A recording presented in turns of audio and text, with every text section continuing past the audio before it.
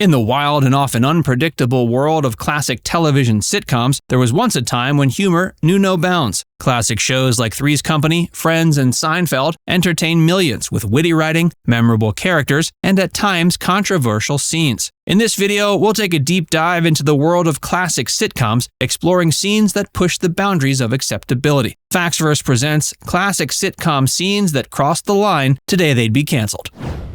The Merv Griffin Show, Seinfeld. In this notoriously controversial episode, Jerry Seinfeld drugs his new girlfriend Celia to play with her collection of vintage toys. While this may have been amusing at the time, it would be considered highly inappropriate and offensive today. Drugging someone without their consent is a serious crime. This episode would likely be canceled today due to its depiction of drugging and its overall lack of sensitivity. Jesse's song, Saved by the Bell. In the unforgettable Saved by the Bell episode, Jesse's Song, Jesse Spano spirals into caffeine pill addiction under the pressure of high school academics and performances. The episode culminates in a dramatic breakdown, which has since become more of a humorous meme than a serious look at addiction. While iconic in its own right, the episode would likely raise a few concerns if aired today. The show's trivialization of addiction, portrayed through a teen's dependency on caffeine pills, might be considered too flippant. The episode's resolution, which features a heart-to-heart talk with Zach, doesn't fully explore the ramifications or recovery process of addiction, leaving today's more informed audience wanting more depth and understanding. The Contest, Seinfeld.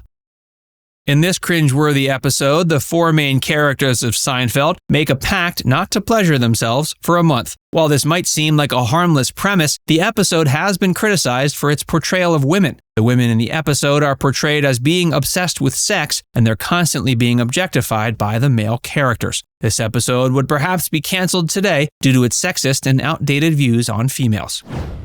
The Bicycle Man, Diff'rent Strokes.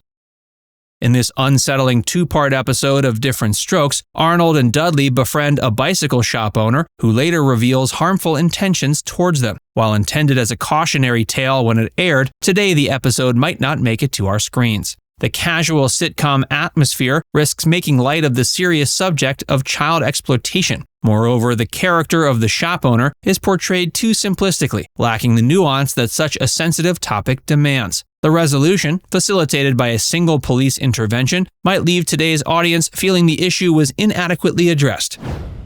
I'll See You in Court, Married with Children.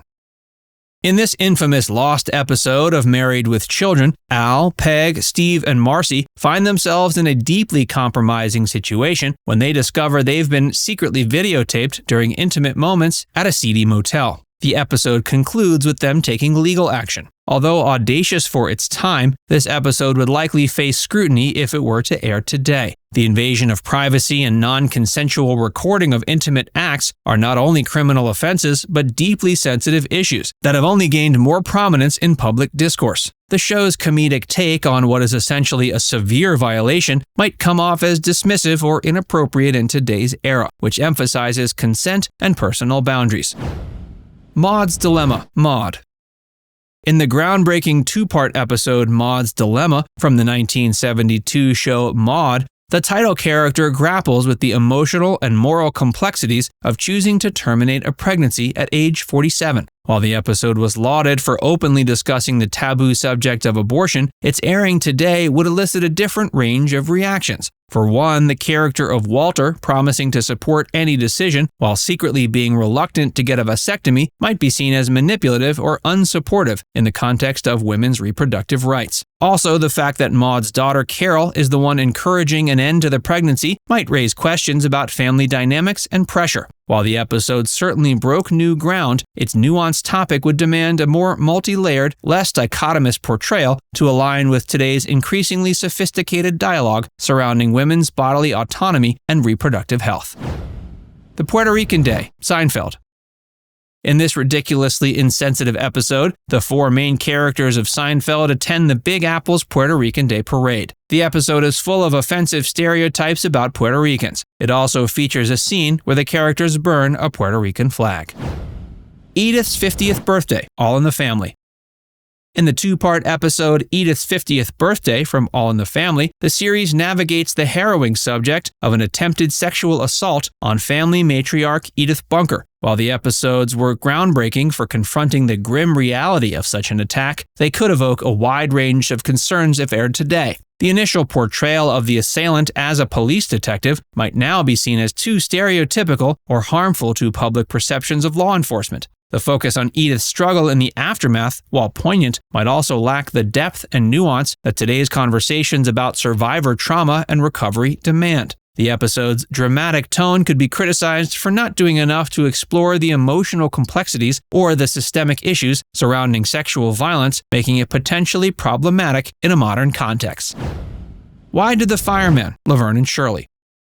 In this difficult-to-watch episode, Laverne starts dating a fireman, and things are leading straight to the altar. Just as the fireman, played by Ted Danson, is planning to propose, he tragically dies while on duty. The episode is notable for its realistic portrayal of grief and loss. Laverne's emotional journey is raw and unflinching, and the viewer is left to feel her pain and despair. The episode was initially praised by critics for its honesty and sensitivity, but it was also noted for being difficult to watch for some more sensitive viewers.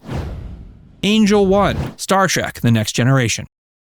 In this seemingly sexist episode, the Enterprise goes to a planet called Angel 1, where women are in charge. The episode has been criticized for its negative portrayal of men. The men on Angel 1 are portrayed as being weak, incompetent, and subservient to women. In retrospect, this portrayal has been seen as being sexist and offensive.